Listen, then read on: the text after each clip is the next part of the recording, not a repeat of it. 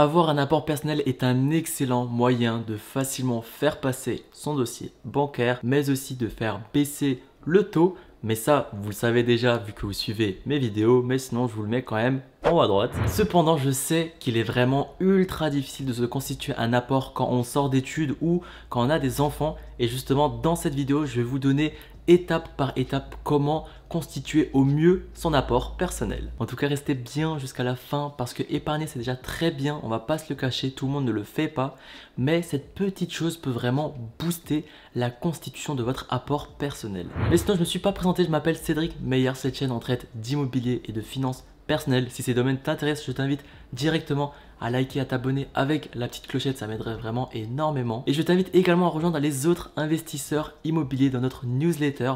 Je vais te présenter des news, des astuces, mais surtout tu vas recevoir notre plan d'action pour trouver un bien rentable. Le lien est dans la description. On commence directement avec le premier point, ça va être de définir clairement votre capacité d'épargne. Vous devez exactement savoir tous les mois combien rentre, combien sort, et en fonction de vos chiffres, vous devez savoir combien vous pouvez dédier à l'épargne, combien au loisir et combien au reste. Il n'y a pas de montant précis à respecter, tout dépend vraiment de votre situation et de votre envie de réussir. Il y a une base très connue qui s'appelle le 50-30-20. J'ai déjà fait une vidéo dédiée à cela, je vais vous le mettre en haut à droite. Mais pour résumer rapidement la vidéo, en fonction de vos revenus, vous allez dédier 50% à vos charges fixes, donc tout ce qui est loyer, nourriture et transport.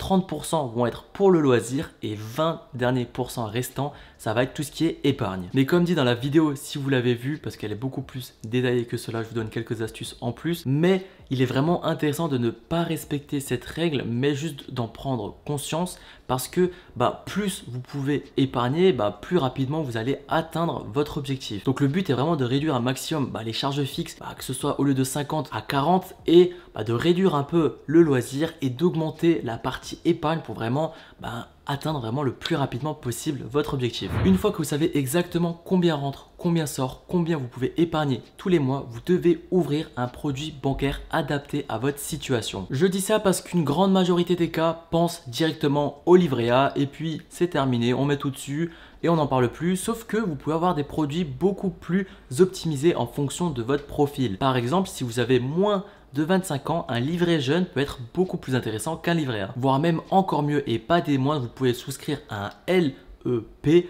Tout dépend encore une fois en fonction de vos revenus, mais par exemple actuellement le LEP tourne à 6,1%. Et du coup pour les personnes qui ne peuvent plus prendre un LEP, un livret jeune, là naturellement vous allez prendre un livret A ou vous pouvez aussi prendre un LDD si votre livret A est déjà plein. Vu que je ne sais pas à quel moment vous allez voir cette vidéo, faites vraiment en fonction du livret que vous pouvez ouvrir et en fonction du meilleur taux actuel. Cependant, évitez de miser uniquement sur ce genre de livret parce qu'ils sont vraiment très peu rémunérateurs, surtout actuellement en fonction de l'inflation qui tourne environ à 6-7% et les livrets qui rapportent à peine 3% à côté, ce qui est vraiment ridicule. Donc il est vraiment important de garder ça en tête. Je vais vous dire du coup à la fin de la vidéo qu'est-ce qui pourrait être vraiment mieux que ces livrets là. Mais généralement ce qui est vraiment bien avec ce genre de livret, c'est que c'est très liquide, vous pouvez retirer à tout moment et ça c'est vraiment la force de celui-ci. On passe directement à la troisième étape qui est se constituer d'abord un fonds d'urgence. Vous ne le savez peut-être pas, mais avant de se constituer un apport personnel, vous devez avoir un fonds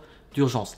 Quelle est la différence avec celui-ci? Tout simplement, c'est au cas où vous allez avoir un gros pépin dans votre vie, que ce soit que vous allez être licencié ou que vous devez réparer soudainement votre voiture ou quelque chose dans votre appartement ou maison, vous pouvez utiliser ce fonds d'urgence. Cependant, il est vraiment important de piocher dedans uniquement en cas d'urgence comme son nom l'indique. Par exemple, si vous souhaitez partir en vacances, vous ne devez pas piocher de l'argent qui est dans ce fonds d'urgence. Et vu que vous savez combien vous dépensez tous les mois, parce qu'on l'a calculé à la première étape de la vidéo, généralement on préconise de se réserver 3 à 6 mois de dépenses. Donc par exemple, si vous dépensez 1 000 € par mois, vous devez au moins avoir 3 000 € de côté, vraiment en cas d'extrême urgence. Une fois que vous avez complété ce fonds d'urgence, seulement maintenant vous pouvez constituer votre apport personnel pour un projet immobilier. Je sais que ça demande déjà énormément de discipline d'en arriver jusqu'à là. Si vous êtes déjà jusqu'à là, franchement bravo parce que il y a très peu de personnes qui ont un fonds d'urgence, mais vraiment vous êtes à l'abri de rien, même si vous avez un CDI, etc.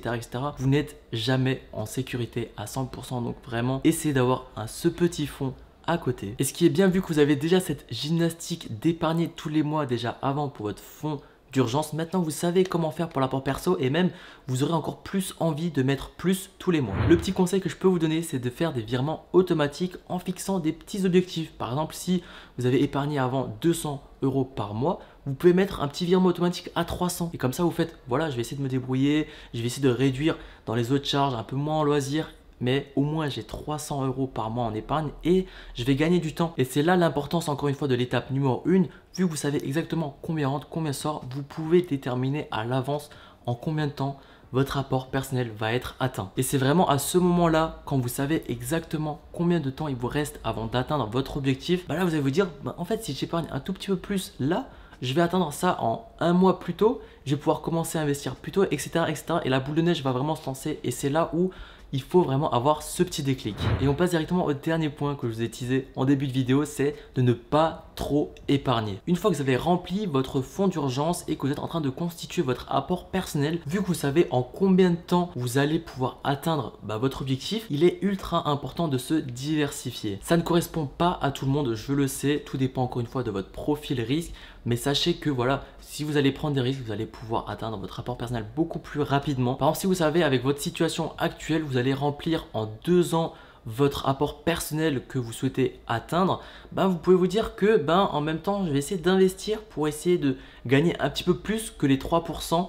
Et du coup, là, vous pouvez atteindre peut-être en 1 an, voire 1 an et demi, et ce qui est franchement énorme. Attention, je vous préviens, vous n'êtes pas non plus obligé de prendre des choses ultra risquées. Vous pouvez commencer vraiment très simple avec des ETF par exemple. Personnellement, moi ce que j'ai fait, j'ai ouvert mon PEA le plus tôt possible et j'ai investi tous les mois sur un ETF dessus. Et franchement, la performance est plutôt bonne et j'ai pris très peu de risques. Et au bout de 5 ans, donc c'est un peu la spécificité du PEA, au bout de 5 ans, vous allez payer moins d'impôts sur ce que vous allez gagner. Et ça, pour le coup, c'est vraiment quelque chose d'énorme. Donc, essayez de vous renseigner aussi de ce côté en même temps. Je sais que c'est pas évident déjà d'épargner dans un premier temps, puis d'investir. Il y a énormément de choses à connaître, que ce soit en bourse, en immobilier, etc. Je sais que c'est vraiment pas évident, mais essayez de vous y pencher parce que vous allez vraiment gagner énormément de temps. Voilà, c'est déjà la fin de la vidéo. Si ça vous a plu, n'oubliez pas de liker, de vous abonner avec la petite clochette. N'oubliez pas également de rejoindre les autres investisseurs immobiliers.